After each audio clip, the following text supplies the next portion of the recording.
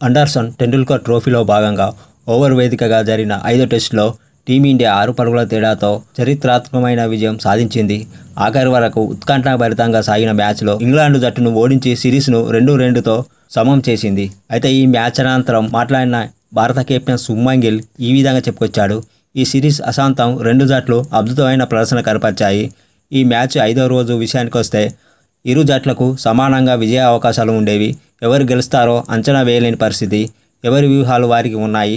ఆఖరికి ఈ ఉత్కంఠ పోరులో మేము పై చేయి సాధించినందుకు చాలా సంతోషంగా ఉంది. సిరాజ్, ప్రసిద్ధ్ కృష్ణ లాంటి బౌలర్లు ఇంత అద్భుతంగా బౌలింగ్ చేస్తే ఎవరికైనా కెప్టెన్సీ చాలా సులభం అనిపిస్తుంది. వారిద్దరూ మ్యాచ్ విన్నింగ్ స్పెల్ బౌలింగ్ చేశారు.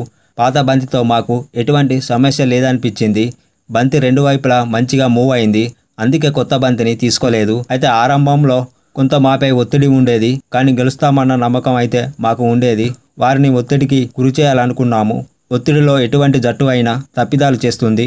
మా ప్రణాళికకు తగ్గట్లే బౌలర్లు అద్భుతంగా రాణించారు. సిరాజ్ ఒక సంచలనం. అటువంటి బౌలర్ ఒకరు జట్టులో ఉండాలని ప్రతి ఒక్క కెప్టెన్ కోరుకుంటాడు. అయితే ఈ ఒక్క మ్యాచ్లోనే కాదు, ఈ 5 మ్యాచ్ల సిరీస్లో మొత్తం అతడు అసాధారణంగా బౌలింగ్ కనపరిచాడు. ప్రతి బంతిని ప్రాణం పెట్టి బౌలింగ్ చేస్తాడు అని మ్యాచ్ అనంతరం చెప్పుకొచ్చాడు శుభ్మన్ గిల్.